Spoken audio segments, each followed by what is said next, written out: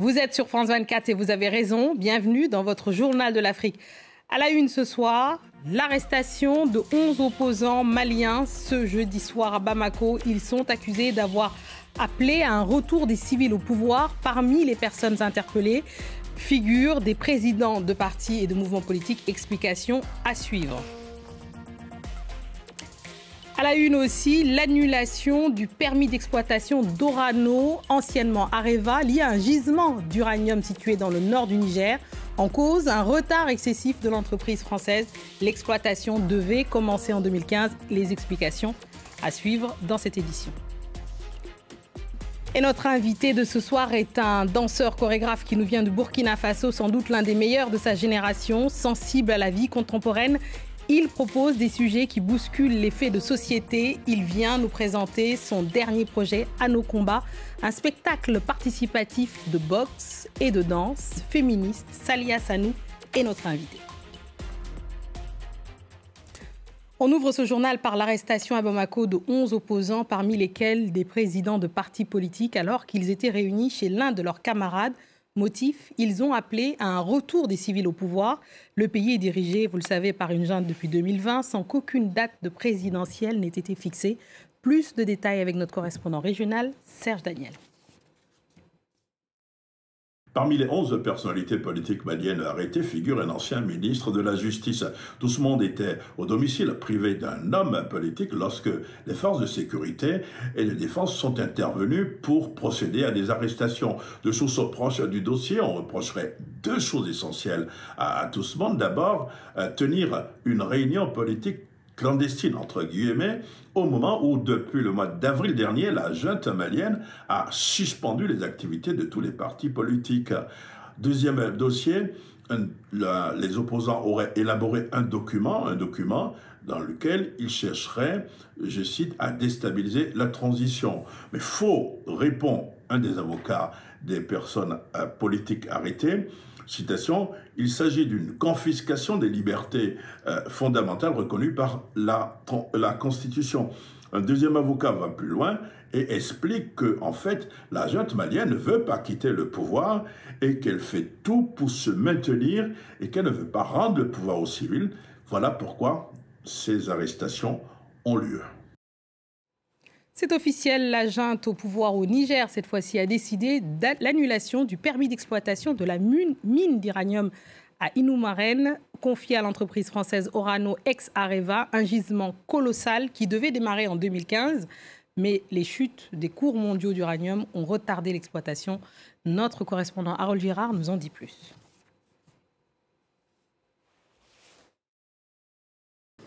La junte militaire au pouvoir au Niger avait donc laissé jusqu'au 19 juin dernier au groupe industriel français Orano pour démarrer l'exploitation du gisement d'uranium d'Imouraren, situé dans le nord du pays, sous peine de retrait de ce permis. C'est ce qui a été finalement annoncé jeudi. Initialement, le groupe Orano devait démarrer l'exploitation de ce gisement en 2015. La chute des cours mondiaux de l'uranium à cette époque-là a contraint les dirigeants de la société à suspendre leurs opérations. Ils estimaient à l'époque que démarrer l'exploitation à ce moment-là serait une opération en fait non rentable. Le gisement d'Imouraren, c'est l'un des plus larges et des plus fournis au monde. On estime aujourd'hui à environ 200 000 tonnes de minerais la contenance du site. Alors que plusieurs représentants de la société civile nigérienne nous ont confié leur satisfaction après cette décision, le groupe Orano, lui, a publié un communiqué où il affirme que des travaux préparatoires avaient déjà été lancés dans le temps imparti par la junte. Il regrette cette décision des autorités du Niger. Plusieurs sociétés minières déjà présentes dans le pays, des sociétés canadiennes ou encore chinoises pourraient s'intéresser à une reprise de contrat en quelque sorte du gisement d'uranium d'Imouraren, mais pour l'instant aucune ne s'est déclarée.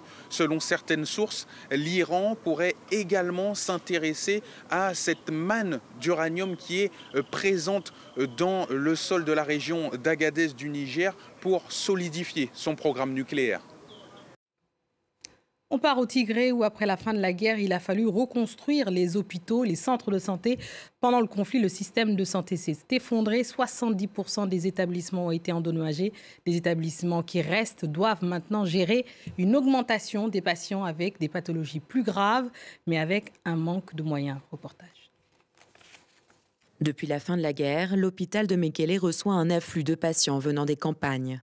Beaucoup sont affectés par des pathologies mortelles, disparues, qui reviennent aujourd'hui avec la hausse de la pauvreté. Mais l'hôpital manque de traitements pour les soigner.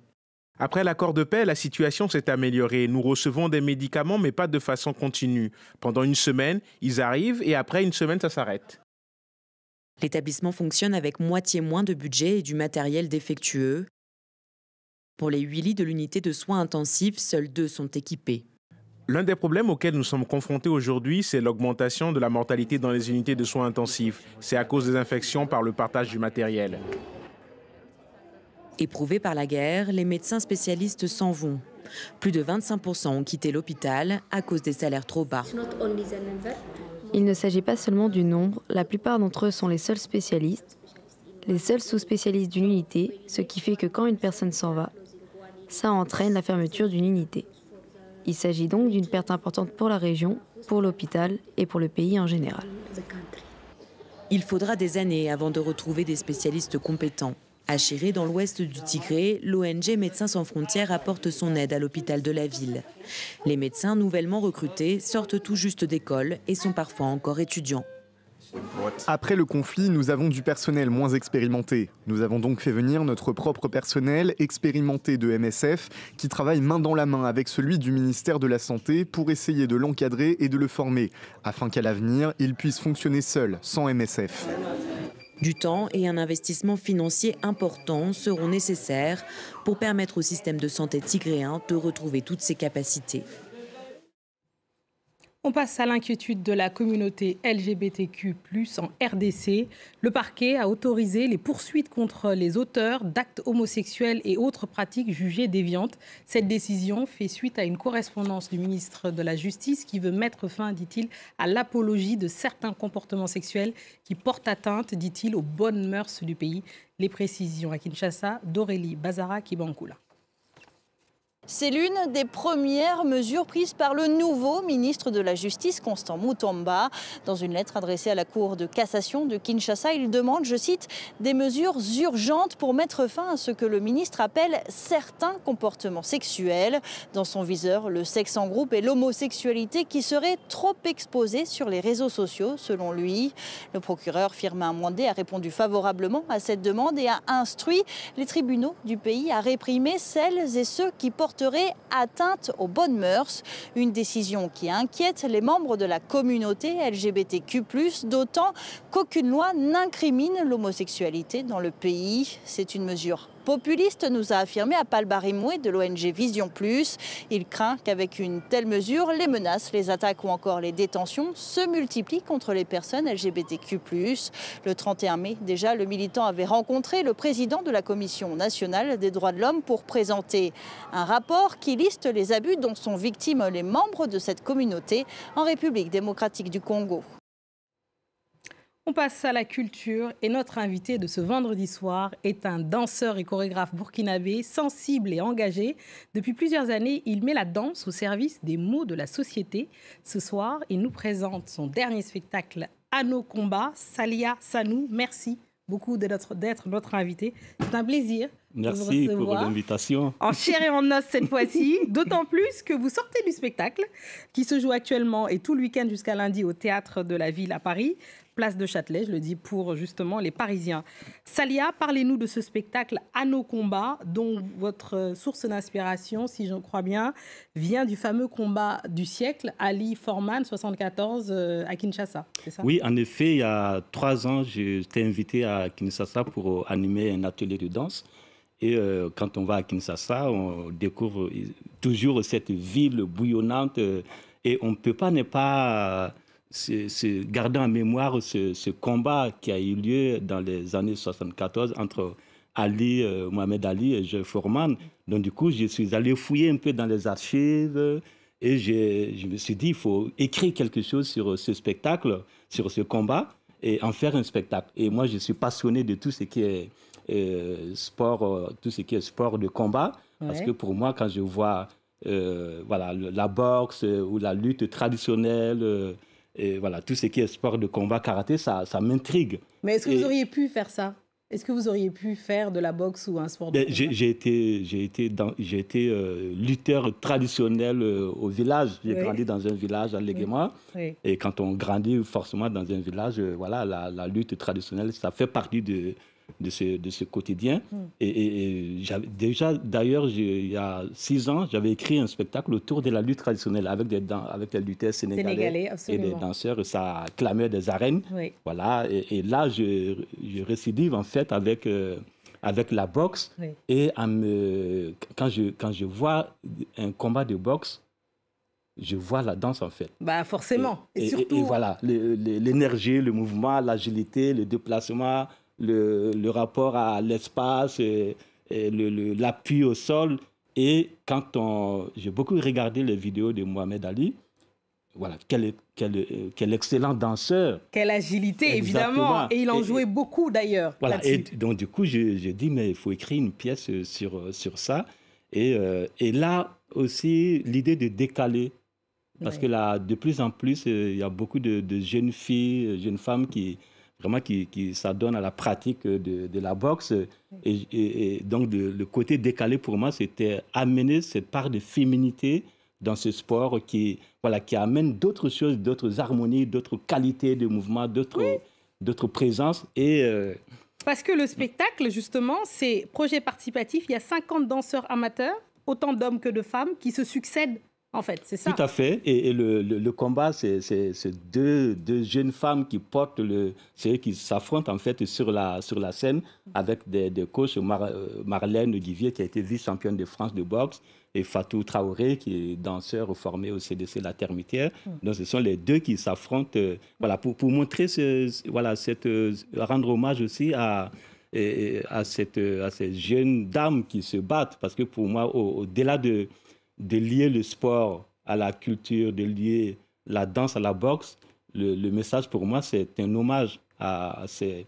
Et donc, d'où la participation aussi d'une quarantaine, une cinquantaine d'amateurs qui portent ce combat, qui sont aussi sur la scène, qui à des moments interviennent pour galvaniser leurs combattantes. Et voilà, ce côté festif, pour moi, il est important. Parce que quand on regarde aussi les images de ce combat du siècle qui a eu lieu à Kinshasa, c'est l'effervescence, c'est la procession, c'est comment Mohamed Ali arrive sur le ring. C'est un showman. Qui est impressionnant. Et puis, en fait, même avant d'arriver sur le ring, il avait déjà gagné le combat. Parce que Mohamed Ali, quand il arrive à Kinshasa, et voilà, il commence à s'entraîner à 5 h du matin, il commence à courir dans les rues.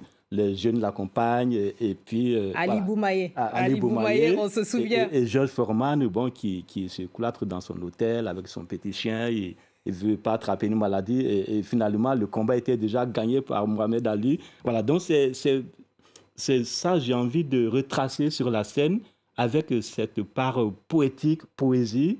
C'est vrai, quand on vient pour regarder... Un match de boxe, ça n'a pas l'air évident. Voilà, les gens s'est tapé dessus, non. Et tout le temps du combat, du spectacle, il y a le combat, mais il n'y a pas elle ne se touche pas. Ah, donc voilà. C'est toute cette chorégraphie. Mais alors, dites-nous justement, Salia, le combat, il vous permet aussi de dénoncer la place que prend la violence dans notre société. Est-ce que vous diriez justement que ça pourrait permettre aux jeunes, justement rapidement, d'être plus tournés vers les sports de combat ou vers la danse, globalement, plutôt que vers la violence? Oui, en effet, pour moi, le sport, notamment la boxe, c'est vrai qu'a priori, quand on regarde la boxe, on se dit, mais il y a du sang, c'est violent. Mais quand je me suis vraiment intéressé, étudié, fait des recherches, c'est un sport éminemment tolérant. Dès lors que les règles sont respectées, c'est le respect. Et moi, je pense que c'est ce qui est intéressant à la fois dans le sport et la culture, c'est la place qu'on donne à l'humain d'exister et de s'élever. Merci beaucoup, Salia Sanou. Je rappelle que le spectacle, c'est À nos combats, Théâtre de la Ville de Paris, tout ce week-end jusqu'à lundi. Merci infiniment d'être venus. C'est ainsi que nous refermons ce Journal de l'Afrique. Merci à tous ceux qui nous ont suivis partout dans le monde. Et ce soir particulièrement de Léguéma à Ouagadougou, en passant par Gometz-la-Ville. Restez avec nous car l'actualité continue sur France 24. Merci.